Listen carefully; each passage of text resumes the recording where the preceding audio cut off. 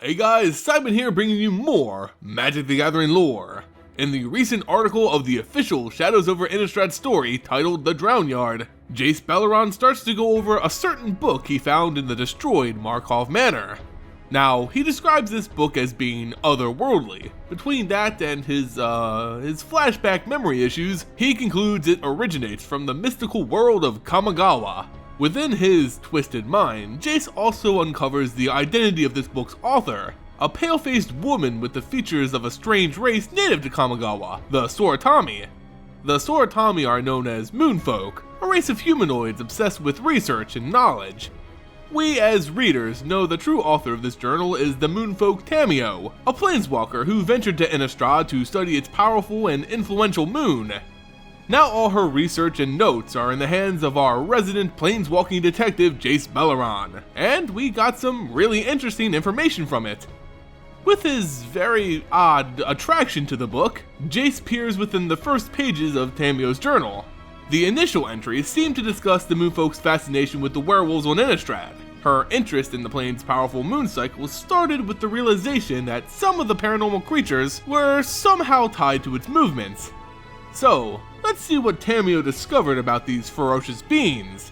This is entry 433, Harvest Moon. A stoic rider on a dappled gray arrived at my study unexpectedly this morning, carrying with him a most curious delivery. A burlap-wrapped parcel, easily larger than a human, required both of our efforts to heave into the observatory's foyer.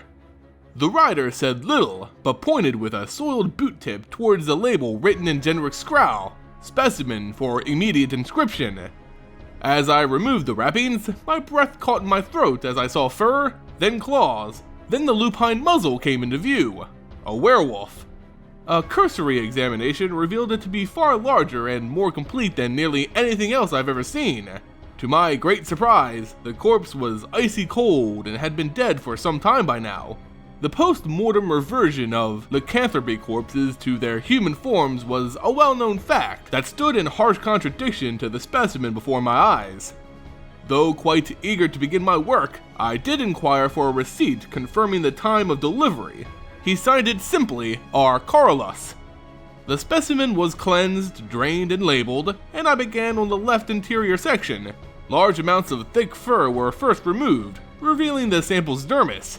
Though it was customary in such procedures to cover the face of the specimen, both to protect it from damage during the examination and for some of more delicate dispositions, I could not help but linger on its expression. Eyes wide and staring, its open mouth seemed to be caught in a call to something beyond the slayer in front of it, most likely, as so many that I've seen before, staring rapturously towards the moon. The beast's expression brought to mind Genric's words to me. The exact means by which a person is subjected to the curse of lycanthropy is unknown, he had said, though it is closely linked to the basic nature of every lycanthrop. The sight of the moon fills them with unbearable savagery and strength, though the touch of silver is poison. I still vividly recall my first days on Innistrad, a place of seemingly endless winter nights, the perfect slate to stage my lunar studies. As I stared up at the heron, so perfectly full, clear, and bright that she drowned the stars, a rapturous wildness bloomed in my heart as well. Perhaps it was the vivid memory of a past worlds away within the clouds. Perhaps there was something inevitable in the lycanthrope, who did not fear to grasp that wildness and hold it close to them. Perhaps they know an ecstasy we never will, from the silvery tides of moon magic running through their veins. Hallmark colorations of a Gavany province howpack were visible about the upper mandible. The area was marred by the presence of stringy connective tissue that had warped around the teeth. Closing of the jaw was likely impossible for the afflicted at the time of death. After the loss of 3 scalpels of blessed silver, attempts to make the first chest cavity incision required the use of our heavier tools, particularly a woodcutter's saw that had been hastily coated and blessed by Avasonian missionaries in the next town over. With great effort, the ribcage was eventually separated, the specimen split from clavicle to pelvis, its contents exposed to the air. I have often admired the lycanthrope's orderly interior, organs neatly packed and encased in their membranes, branching vessels traversing perfect pathways throughout, massive lungs for communicating with their packs over great distances and for tree-line sprints, a relentlessly effective liver for processing the flesh of their prey within minutes, heavily vascularized adrenal glands prepared to spill their contents into the bloodstream at any time, an oblique reflection of the human form, elevated to a predator's ideal. This one was new. There was, in fact, little or nothing of the human form that remained within. The parietal interior was filled with a network of tough sinew of varying thickness that had grown to such an extent that it pushed aside many of the organs. Though the animal had appeared larger from the outside, a significant portion of its bulk was likely made up of this substance. They connected in some places in thick nodules, clustered together. The largest cluster resided on what used to be the animal's liver, swollen to nearly twice its usual size. The organ emitted a foul odor, briny, rotten, and easily detectable despite my thick examination mask. I found myself surprisingly loath to excise the thing, though curiosity quickly conquered my disgust. The halves separated, leaving a hard, round object embedded in one half, not unlike a sliced peach. They revealed a spongy mass of the twisted sinews studded with what appeared to be 3 broken teeth and strands of thick gray fur. The pit stuck in the center of one of the halves. I rolled it over to face upward. No, not a pit, but a sightless, yellow, lupin eye. An eye most likely staring skyward, perhaps as its cephalic sisters, heavenward towards the moon. End of entry. Now, there's a lot of information here, but what's the main point of this entry?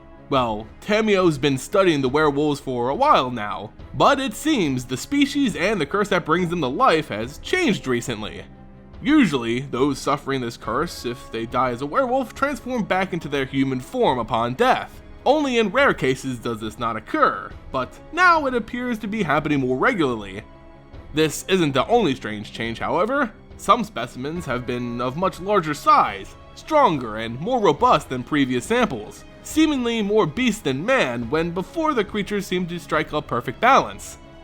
The interior organs were always different from normal humans, designed to fit the needs of an apex predator, but still adhering to typical human anatomy. This new breed, however, seems to have taken on a whole new structure. Tamiyo talks about this tough sinew that made up large clumps of the werewolf's interior. They invaded the internal organs, protecting them behind solid masses while also pushing them to odd locations. They seem to act like solid tumors, disrupting the body, but then, how does it make the specimen stronger in life? There seems to be more to this web of tendrils upon further investigation, the largest cluster revealing a strange discovery.